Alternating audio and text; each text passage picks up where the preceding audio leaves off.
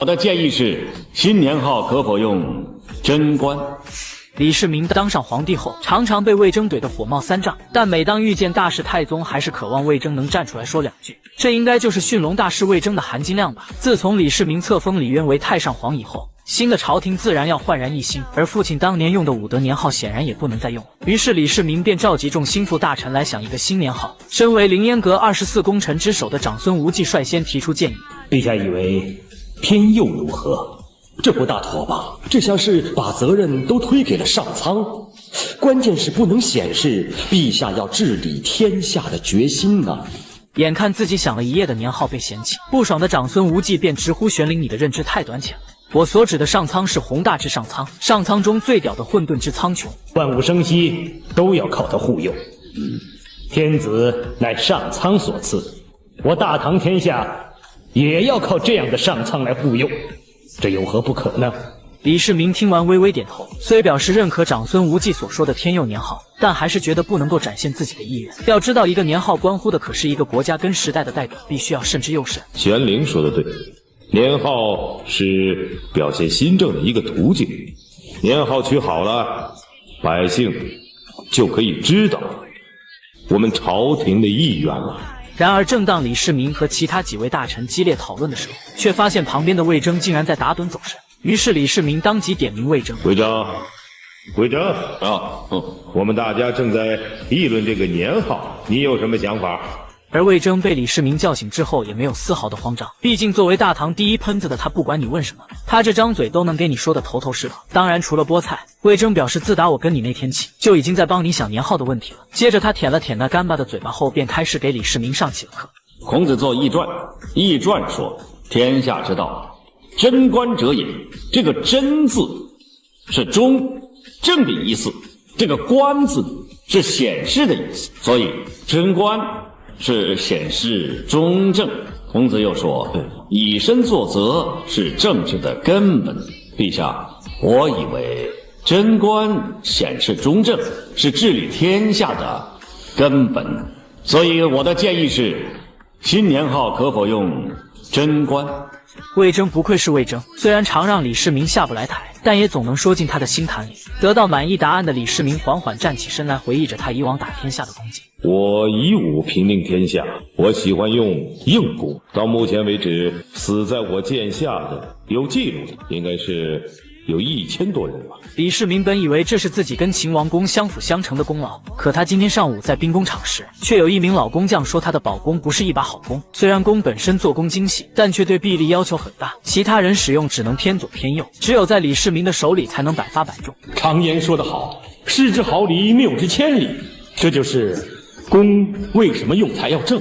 我们做工的人要求张张都是一样的，这样人人都可使用。工匠阐述了制作弓箭时中正的重要性，这和李世民治国需要中正大同小异，所以贞观也能完美的诠释李世民内心的想法。好，就用贞观吧，你们看呢？是。公元627年正月初1，李世民改年号为贞观，是为贞观元年。然而虽说新年号是有了，但朝上的一些重要的职位依旧把控在那些武德老臣的手里。其中左仆射裴寂和右仆射封德仪就是典型的例子，他们身居高位，导致李世民想要实行新政极为困难。于是他决定清除这些武德老臣，让自己的心腹们顶上。可是当初答应了老爷子不动老臣，如果一句话就给废了，那自己刚与父亲缓和下来的关系又会变得紧张，所以即便要收拾他们，也不能在明面上。于是李世民想到一个一举两得的办法，那便是修改律法。这武德律是裴寂等老臣修订的，我们说修改，他们必然会站出来反对，反对就有争论，有争论就有机会揭他们的短。况且这武德律本就太过繁琐，不利于中正治国的方针，也的确要修改。于是他决定命长孙无忌修改律法。第一，要删繁就简，容易执行。第二，贞观要有贞观的一套东西。你不能太聪明，不过你还差一点，你要是能修律，就不只是吏部尚书了。得知要升官的长孙无忌再也按捺不住激动，当即就让人去将大理寺少卿戴胄找来与他一起修律。晚上李世民回到后宫，便将自己要提拔大舅哥为宰相的想法告诉了老婆。本以为长孙皇后也会开心，谁知却遭到了他的坚决反对。我定了。我不同意。你是怎么回事？李世民大怒说：“后宫不能参政的是你，现在不同意自己想法的也是你。”原来长孙皇后认为无忌是自己的亲哥哥，也就是外戚，而自古以来，外戚掌权者都没有什么好下场。可李世民却认为大舅哥从小陪自己出生入死，绝对不会做对不起自己的事情，让他当宰相自己才能放心。然而皇后的态度却还是不同意，这把李世民气得龙颜大怒。如果我连他都不能信任，那自己还能信任谁？你说说，有谁？接着李世民便气冲冲地离开了皇后的寝宫，直接找到了弟妹杨妃准备泄火。陛下临幸。听到心心念念的男神来了，杨妃顿时眉开眼笑，将怀中的贵妇犬扔到一边，准备迎接李世民。孩子呢？在乳母那里。还好吗？一切都好。简单的问候完，李世民也逐渐放开。咱们都清楚，唐太宗也是个风流皇帝，对于这个尤物般的弟妹，李世民早就想将其占为己有。相拥入怀后，杨妃也开始透露心扉。我又何尝不愿意忘掉那些事？对我来说真的是太可怕了。我甚至不愿意想，我曾经跟过袁姬。你愿意陪我忘掉那一切吗？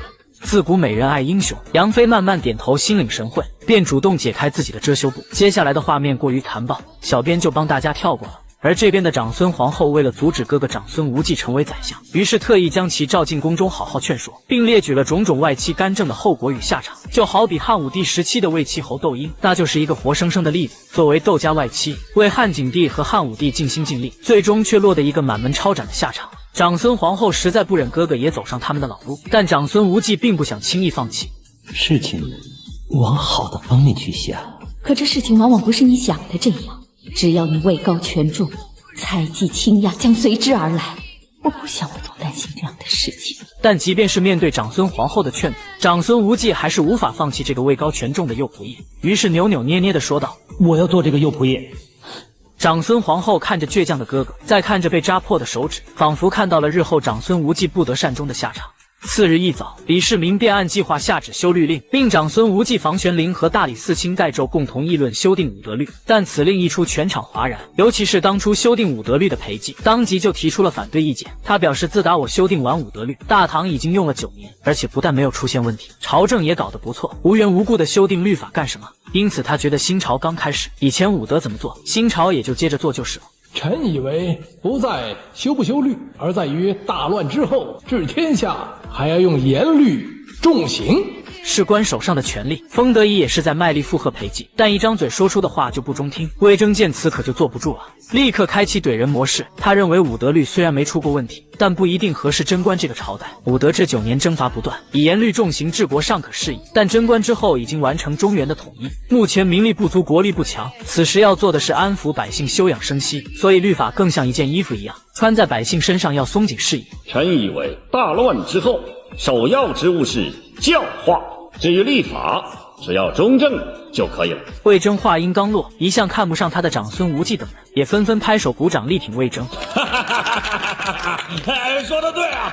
眼见势头不对，封德仪便以秦汉两朝为例反驳魏征。3代以后到现代人越来越薄情狡诈，所以秦朝只靠律法统治天下，而汉朝开始也是想以仁义治天下，可到后来还是教化失败，又回到了霸道治国。魏征这种人不识时务，如果信了他的虚论，定会败坏国家。我主张应该用严律和重刑。眼看友军封德仪这么卖力，连人身攻击都用上了，裴寂赶忙鼓掌表示赞同。然而环顾四周的他发现，整个朝廷除了萧雨晃动了几下，其余无一人来响应他。见此，魏征便决定以其人之道还治其身，引经据典绝对是他魏征的拿手绝活。皇帝征蚩尤，高阳征九黎，商汤王放逐夏桀，纣王征伐商纣王。征伐之后，他们都能做到天下太平，百姓还是那些百姓，结果呢，变大乱为大治。